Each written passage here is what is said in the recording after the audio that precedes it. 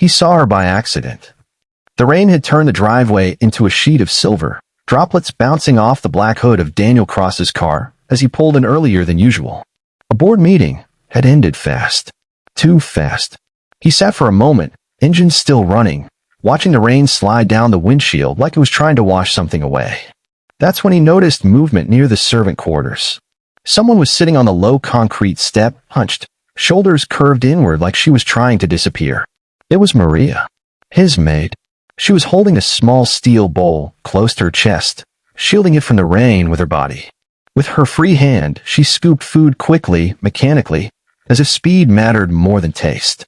Rice. Plain. No steam. Already cold. The rain soaked her hair, flattened her thin uniform against her back. Water dripped from her chin into the bowl, mixing with the rice. She didn't stop eating. Daniel frowned. The house behind her was enormous, warm lights glowing, heating on full blast, a kitchen stocked with more food than he could eat in a week. And yet she was out there, eating in the rain. He opened the car door. The sound made her flinch. Maria looked up sharply, eyes wide, panic flashing across her face. She stood so fast the bowl tipped, rice spilling onto the wet ground. "I'm sorry, sir," she blurted out, already bending to pick it up with trembling fingers. "I didn't mean to." "Stop," Daniel said, stepping closer. "Why are you out here?" She froze. Rain slid down her face, or maybe those weren't raindrops. Her lips parted, then closed again. She looked toward the servant door, then back at the ground. "I didn't want to make a mess inside," she said quietly. Daniel stared at her. A mess. He gestured toward the house. "Maria, there are 3 dining rooms." "Yes, sir." Her voice was steady, but her hands weren't. "But they're not for me."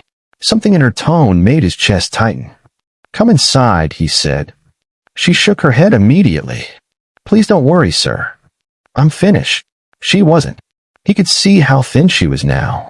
He'd never really looked before, never noticed how the uniform hung looser each month, how her cheeks had hollowed out. He'd been busy. Deals. Acquisitions. Numbers that looked impressive on screens. "When was the last time you ate properly?" he asked. She hesitated just a second too long. "I eat every day," she said.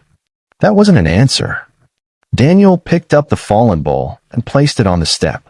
"Maria," he said softer now, "why are you eating outside?" She swallowed.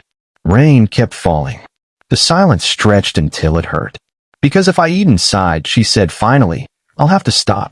"Stop what?" She looked up at him then. Really looked. Her eyes were dark, exhausted, carrying a weight that didn't belong to someone her age. Saving. Daniel felt something cold settle in his stomach. "For who?" he asked. "My brother," she said. "And my mother." He waited. "My brother is 9, she continued. "He has a heart condition.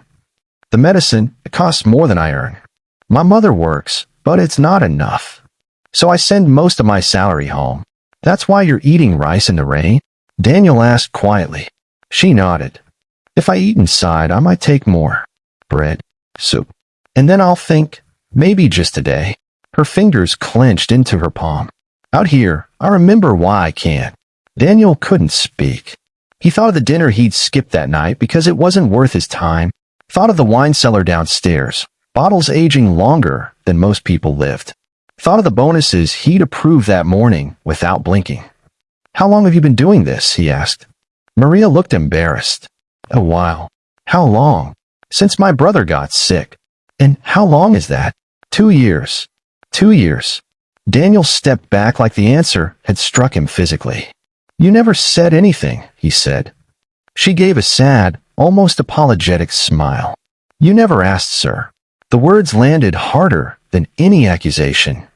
Rain soaked them both now. Daniel didn't notice. He was staring at the woman who cleaned his floors, washed his dishes, folded his clothes, and starved quietly so a child miles away could breathe a little easier.